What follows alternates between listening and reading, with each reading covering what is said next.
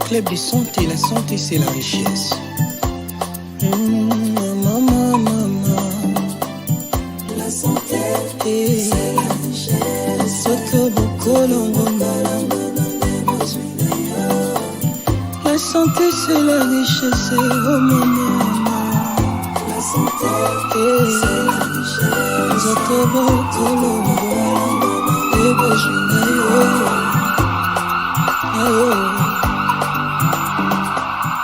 Voilà, chers téléspectateurs, Balandia émission Bokono P Lobiko Ndenge Bomesana Kolanabiso partout dans le monde, dans 145 territoires et puis dans 26 provinces. Ah, on a République démocratique du Congo, Bobo Mesano Bibike Oyo Isa émission Moko ya Mounene ya santé Oyo Elobamaka. Ah, on a République démocratique du Congo, c'est la seule émission ya santé émission Bokono P Lobiko. C'est qu'on a profité qu'on fait Sabino Bonane Oyo premier numéro 00 il y a année 2023. Boybike comme d'habitude Awa Tolobera Makambu Etali santé yangwana kombo émission ezali Bokono P Lobiko. Alors avant to kota na sujet topé avant de présenter bino ba invité remarquable comme d'habitude César Vitoko production tokende na régie na lombango tokende koyoka bato yo balanda ke émission oyo ba yokaka pe basalela kama maso o minganga balpa awa et bon tozonga na présenter invité et puis tokota na kati ya sujet na biso mokolo ya lelo Kitoko production.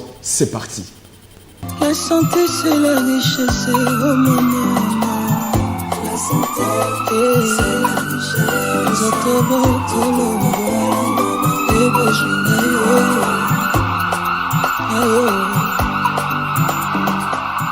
Bonjour, naye awa ayokali biso cancer, oyibale diabète, yamisatu prostate. Yango biloko nayeli awa bano naye awa la santé comme bien. On mona sikoyo bien na tuma ko nzoto tsingi ndenge na zalaka. Na zalaka na mutu ka ya reportage.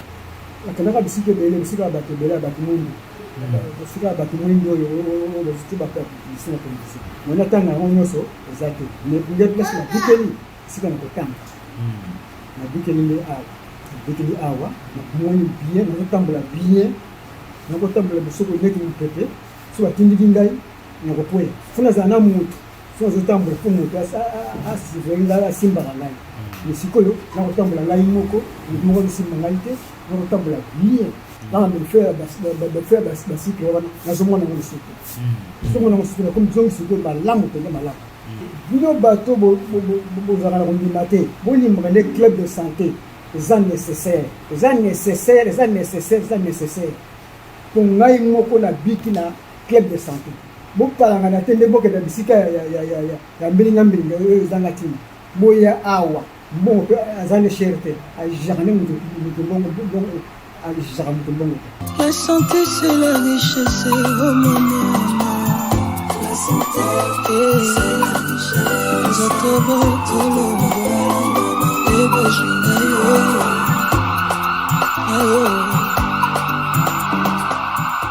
Merci beaucoup, chers téléspectateurs. Je crois à Bouti Kolanda, Bato Bayo Kaka, puis Bato Serapi Basale Laka. Voilà, témoignage de Ebel dans cette émission. Alors, sans plus tarder, nous avons présenté Binoba, invité dans un remarquable Dr. Brahim Semtomo. Hello. Hello. Thank you very much. Okay. Dr. Platini Konomalo Lambote. Mbote, papa. Merci beaucoup. Voilà, chers téléspectateurs, émission Bokono P Lobiko, eza émission Mogoza suivi na moment où on a dit que TV na banda ku maman, si quand on moussa au salawana, papa zano concentré, na bi que na ba bureau partout besoin na biso, na ba différentes chaînes ya télévision, on insiste à émission Oyo et les kakaka awana aba télévision te, nous avons différentes chaînes ya télévision Oyo émission Bokono P Lobiko et les kaka toujours na souci ya kusunga bana mboka pour na ko lutter contre Bokono ya ndenge na ndenge ya bengaka émission Bokono P Lobiko na ba minganga ona yambaka bazaba au 4 na katia club de santé. La santé c'est la richesse. ONG amunene oyo ezali ko sunga ba congolais na ba congolaise, pourquoi pas étrangers au ba uta rappel libanda ba Cameroun, ba États-Unis, ba zoya ba Angleterre, ba zoya ba zo témoigner misala bitoko sema na club de santé. La santé c'est la richesse. Ba effet ya Bokono wana ezala kan dire ya nini ba effet nango za kanino juste. Merci beaucoup. Bino bozolanda nga na mokili mobimba ba maladie cardiovasculaire ezaka ka lolenge kombo wana ezako indiqué cardio, c'est-à-dire cœur, vasculaire, toujours on a un vaisseau, puis na troisième organe, ils ont un cerveau. Rikola kisa, ils ont un bâton mususu, na mauvaise alimentation, à kolia biloko, aller biloko, na simanango, ba cholestérol, ba mafuta, et kangami ebele na kati ya circulation. Tant que mafuta na et kangami ebele, mususu ekoko créer ba caillou, ekoko créer embouchement, ekoko boucher veine, vaisseau, moi makila eko malisusu na kati ya cerveau ezate. Na moment wana cerveau lokola aliaka ba oxygène, aliaka ba nutriments oyo et circulaka à travers ba vaisseau wana moyen azala nourri et kozala susute okomona mutu akoki kosala crise ya AVC.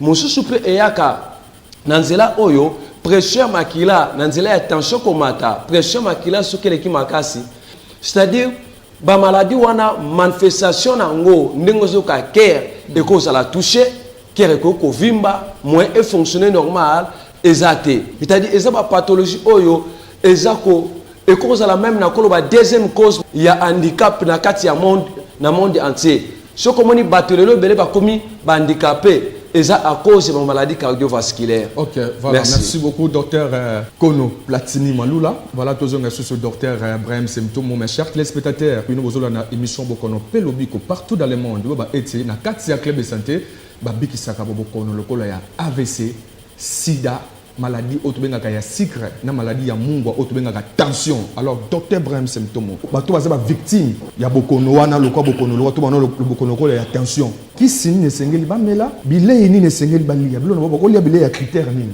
I'll try to speak in Lingala na komeka ko expliquer la Lingala because I want people to understand and we need to manage time. Pour essayer de gérer temps pe na lingi mutu surtout à comprendre. So tension, diabète, ezali maladie oyo eyaka à cause ya bilia ya mibale eyaka à cause ya style de vie na yo ezana bantu baza trop occupé pona misala ya kuzambongo mais pona santé na bango bazo kipete. For example montu alamuki na tongo asokoli ameriti akoti moto ka voiture na ye tina bureau akomi na bureau avant na bekiti bana tongo ti 18h 18h akoti motoka akena bar ameli mwa masanga na emirangi misatu 4 na baninga ali misuni antaba azumafuta antaba wana bali na moto ya moto na kwanga okay asirisi azongi na ndako na ndaka kumi na ndako mama alambi to pondu na pondu mama ati mafuta mbira atepe mungwa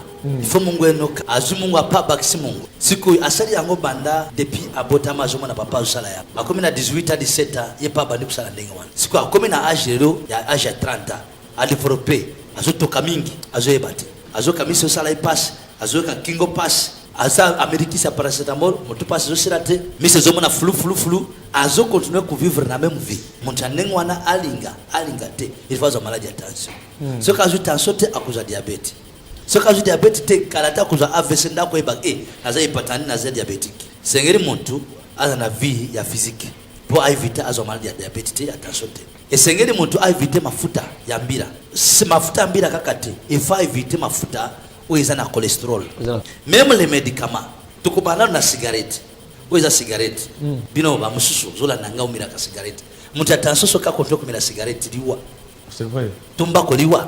Mutu attention esengera mina masanga te esengera mina cigarette te ezana ba déjà soka meri cigarette abanu ka mutupas azoka vertige mais azoko no kumira kaka ezala bantu musu bazimira kama masanga ezala ve ezala whisky ezala eloko nyoso bati alcool soko miri yango ekupendisa ekomasa tension monti attention esengeri amira alcool te esengera mira café te zo atome sana ba café ona zo makasi mais café wana eza mabe soko mira ka café lobby okubera tension o matokita je vous dis la vérité siko cigarette ba kominini ba lobinini na lingala c'est-à-dire komela eza mabe pona santé mais bazoteka yango soki muntu asali cigarette ya komi boité ba kanga société na ba kufutisa yi mais bazondima etekama pourquoi pas bantu baza dicté na yango mais ezaliwa ezabiroke dimino akavia muntu OK naba oba miraka te bakufaka po muntu amiraka kupesa rezo ba oba miraka cigarette te bakufaka te oba miraka masanga te bakufaka te oui bakufaka pesa na musu azomela ngona nzela tanga azomela ngona nzela na muntu aza pemene pe azo consommer même quantité lokola ye na moni lelo oyena ba ebele awa nalingi vraiment na sunga peuple kusunga yo oyo ekosuka awate na zobengisa yo oyana club de santé la santé c'est la richesse benga na numéro de téléphone wana pona ku fixer rendez-vous na yo tukutana tuswanye yo tulongola ba cigarette yo mira tulongola masanga yo mira po ese causer ba problème.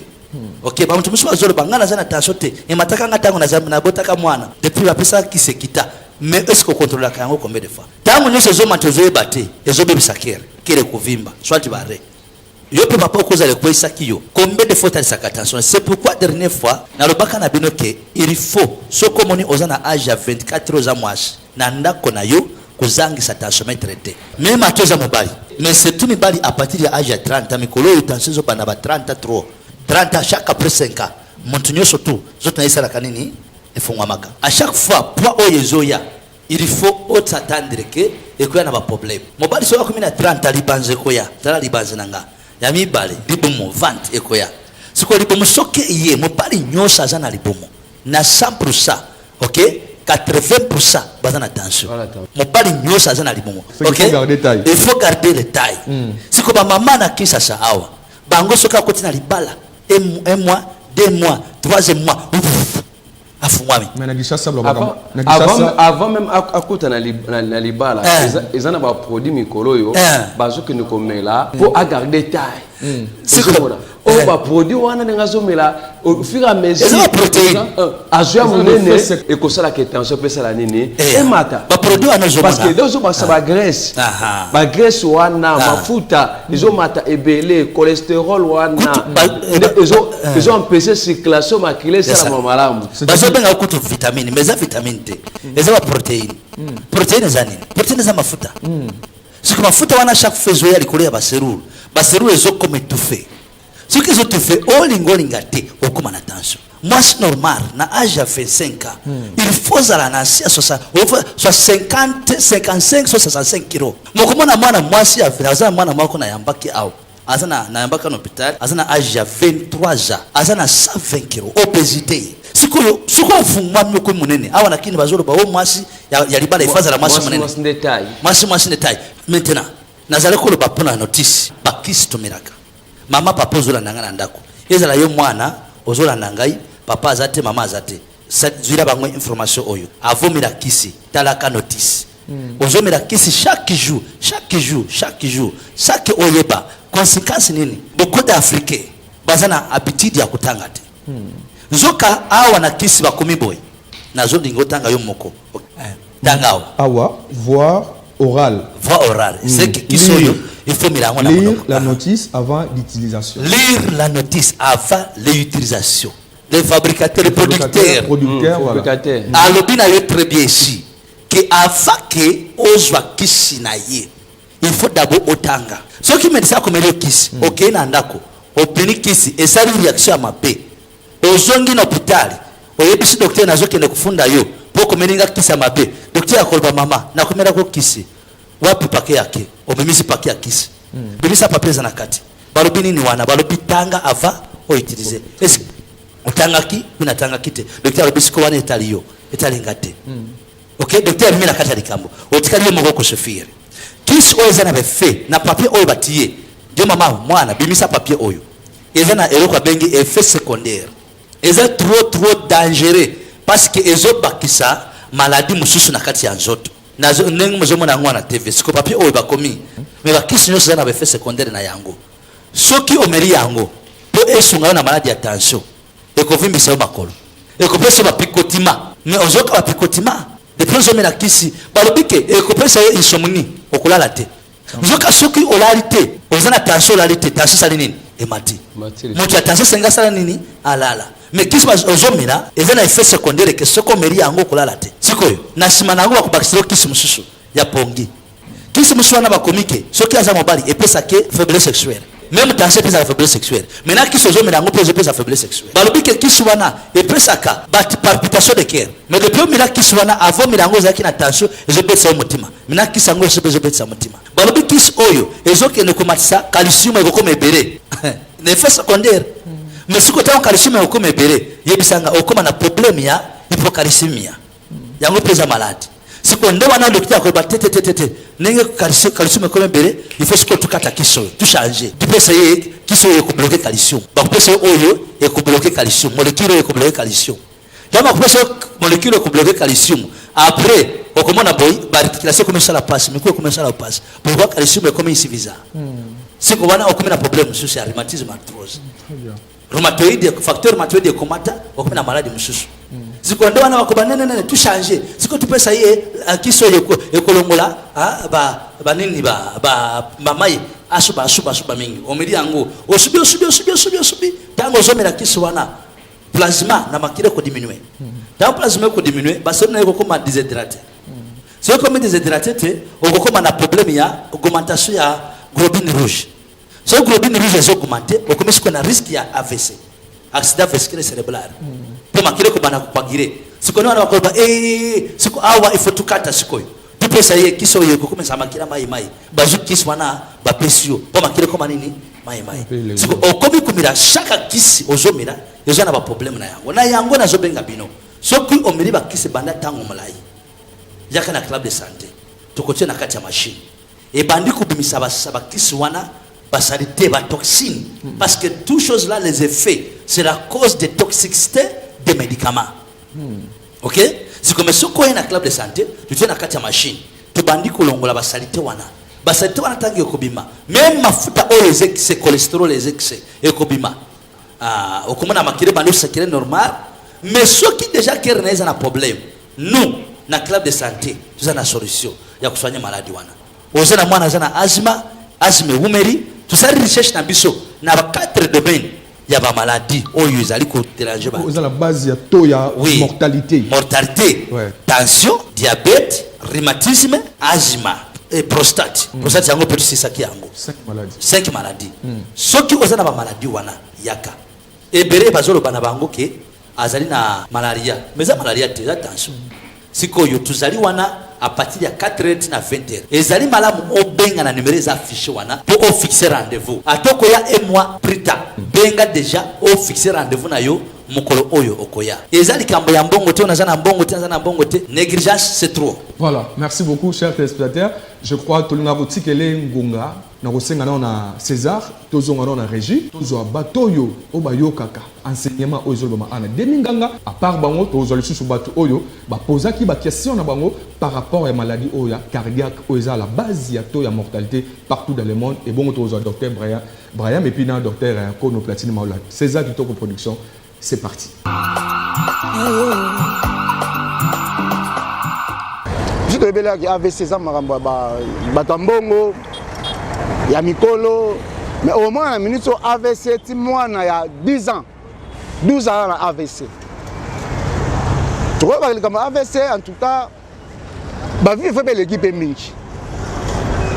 Tu as formé l'équipe trop dans le Congo.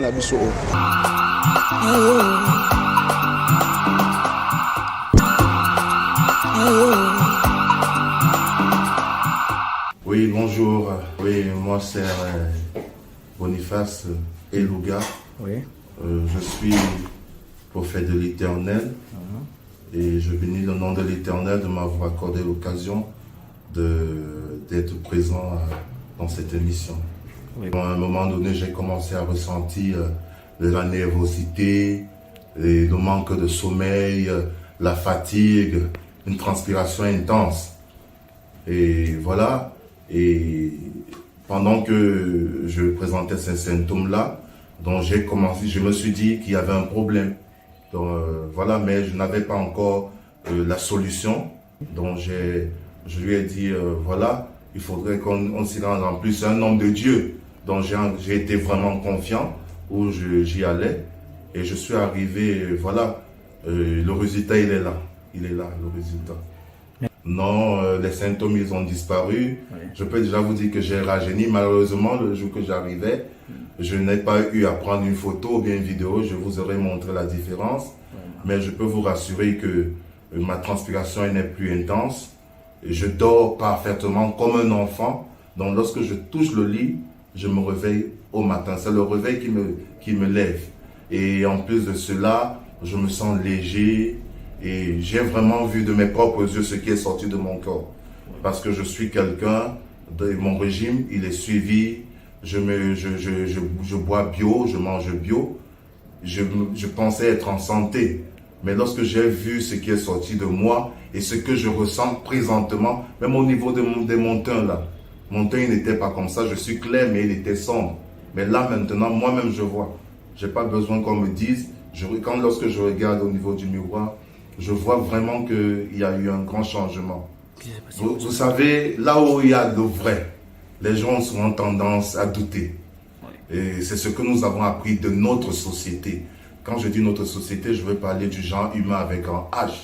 Mais je veux dire à ceux qui croient encore qu'il y a une médecine simplifiée, une médecine à moindre coût, qu'il y a de l'espoir. Il y a de l'espoir de retrouver son bien-être, il y a de l'espoir de retrouver sa santé, il y a de l'espoir pour harmoniser sa vie de famille.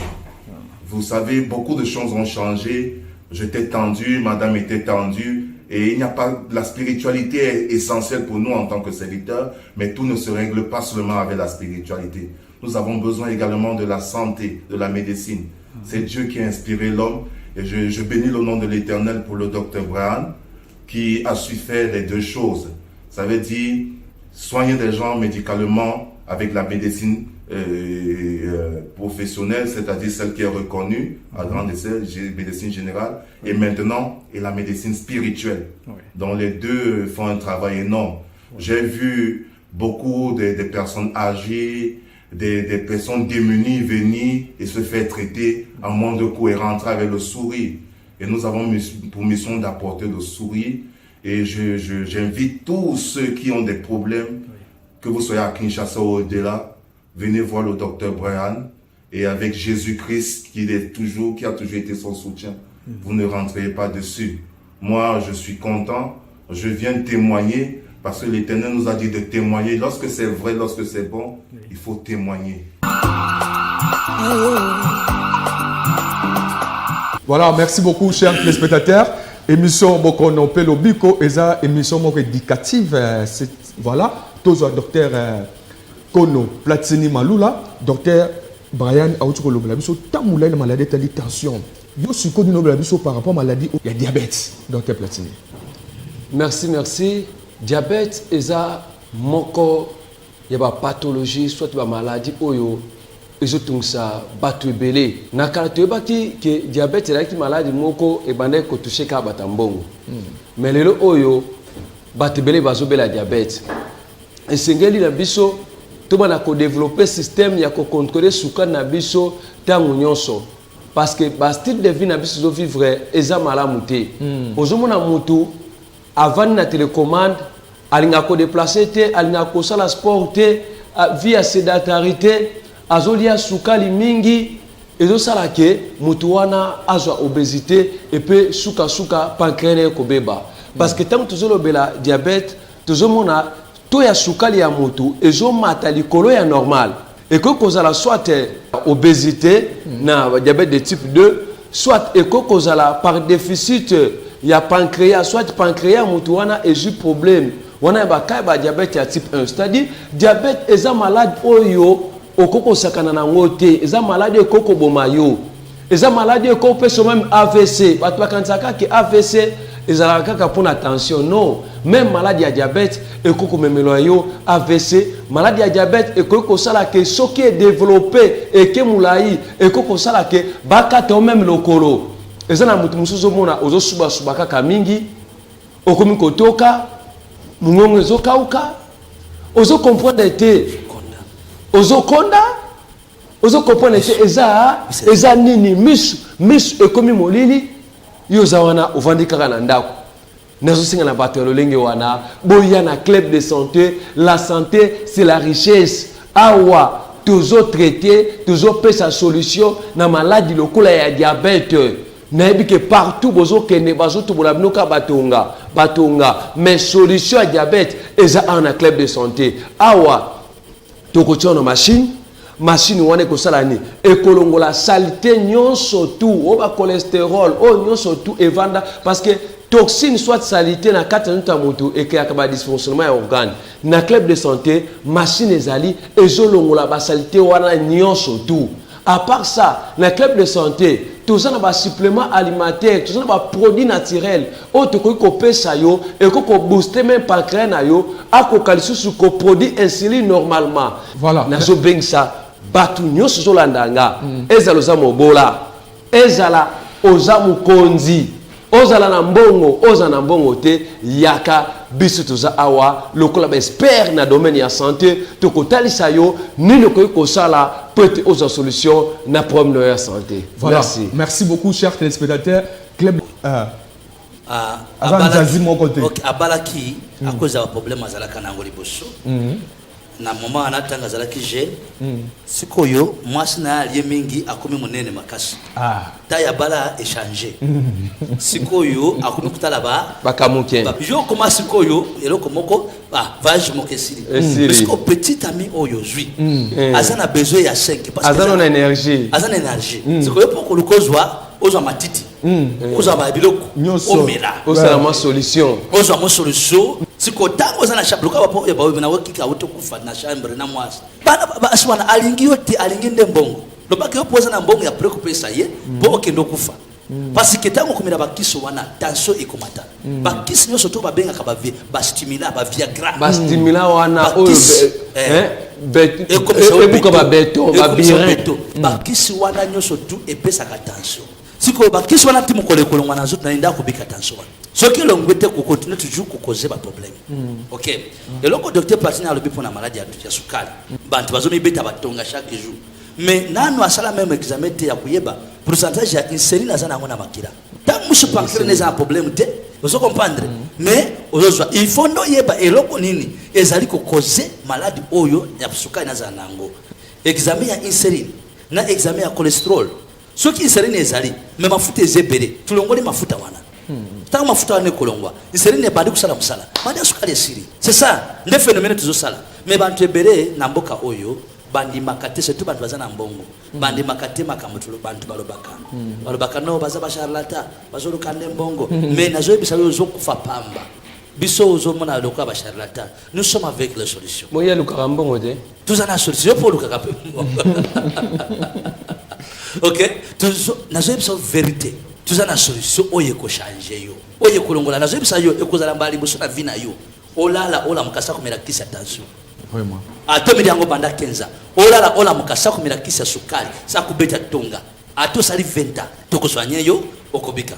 Voilà chers téléspectateurs, émission Bokono Pe Lobiko Tokomina Suka, je crois Bochiko ba deninganga malamu docteur Kono Platini Malula denini ayano libino makambo o etali secret Bochiko yoka docteur Braham symptômes a lobé libino makambo o etali tension ndenini muto tension ko vivre pendant longtemps awana mokili. Alors yaka na club de santé Bochiko yoka ba témoignage baninga Bochiko yoka mituna batu atuni club de santé ezalaka ka moko on a vu prophète Kinshasa dans club de santé eza na kati ya concession ya église parlement céleste yo ozana maluku yaka na Lubumbashi club de santé de la richesse ezali yo oza musika soko sani unité bipé na numéro wana okomona service ya réception ezala wana pona ko ya nolo ko peso adresse alors to silisi to komona suka to kokutana mikolo ezali ko ya poto sala deuxième numéro ya Bokono Pe Lobiko ya année 2023 to plus un grand merci na maman Epi symptôme maman prophétesse pour la émission au Makasi et puis un grand merci na docteur Siloé. Un grand merci aussi na madame Fanny Ekonde Mukara. Umela bazobera buya bobika tension silaka. Amen. Diabète silaka, prostate silaka, pema silaka. Kuzanga te mukula lobina tongo zala mutaliboso. Merci beaucoup. Mukalum na tongo za mutaliboso ne docteur Ocholoba. OK? Tension silaka wapi? Awa na club de santé, la santé c'est la richesse. Bipé ka numéro wana de Ogoya na 6h bakangaka na 20h. Et voilà, machine ezawana na disposition ya motonyoso. Merci beaucoup et c'est ça docteur Braham symptômes. Soki na bongisi kazaka nanga malamu na kilan nanga malamu engaka koloba ete club de santé la santé c'est la richesse émission Bokono Pe Lobiko tokomina suka. Merci beaucoup na César kuna na régie centrale, merci beaucoup na Olivier Malanda, merci beaucoup na docteur Siloé, merci beaucoup tozanga arrêté maman Faya, merci botika malamu, merci. club de santé, la santé c'est la richesse. Maman, la santé c'est la richesse. La santé c'est la richesse, oh maman. La santé c'est la richesse.